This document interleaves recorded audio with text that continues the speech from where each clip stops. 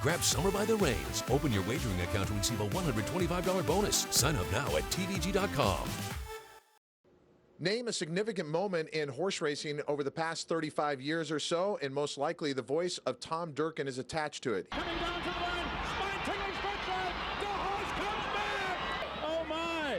This is the greatest comeback since Lazarus. He had one race in 2 years. On the outside, Ali Chiba, Ferdinand has the lead. Ali Chiba, a final surge, the two Derby winners with the wire together. He's one of the most celebrated track announcers in the history of thoroughbred racing, and he shocked many in the industry when earlier this year he said he was going to retire. Tom Durkin joins us now.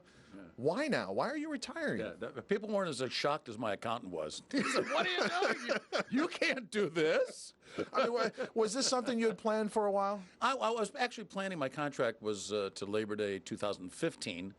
And then over the winter, usually I get that itch to come back to work. Let's go. I really can't wait. And then this year, the itch, didn't even scratch.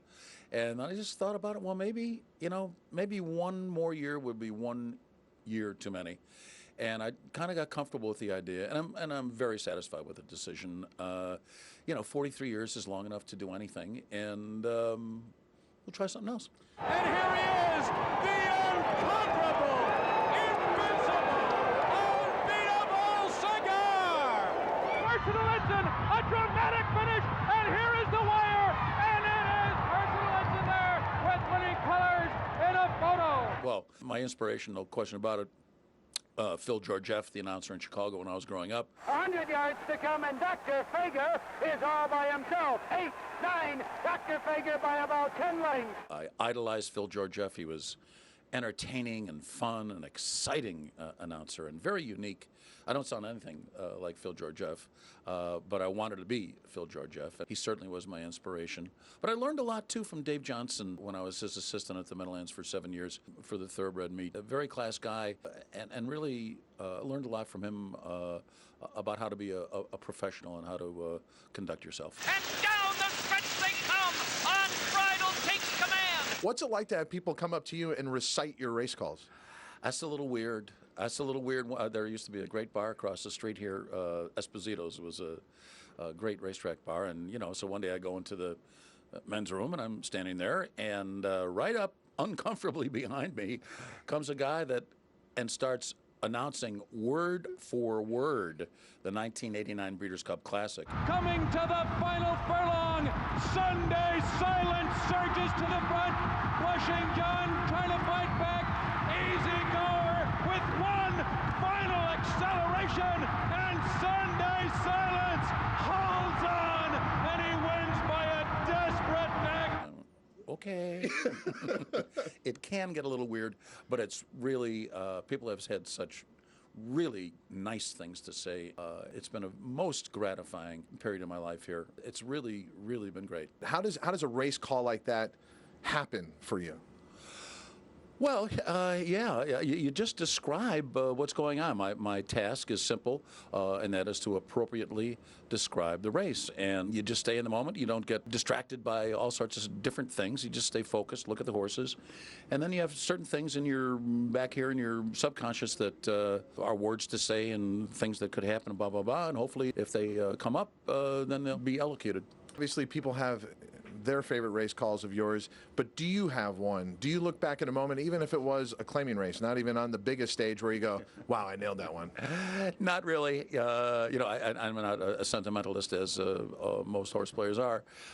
Maybe the first Breeders' Cup Classic, that was one I'll look back on fondly. The race calls are kind of like your kids, you don't like one more than the other, and I've had, lots of kids in that respect.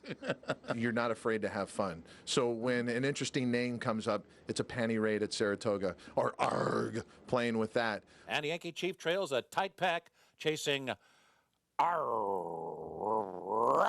But do you also have fun with those names where it seems like the owners are trying to trick you up? And I remember one of those first calls for you at Hialeah. Was it Yaka Mika Mikadola? Do you remember the horse's name? Yes, the horse's name was Yaka Hika Mikadola. And Hika Maka Rakadakalola, just about 6 lengths off the lead. But I screwed it up even worse than you just did, Todd. And then it's Dika Haka Maka Rakadola.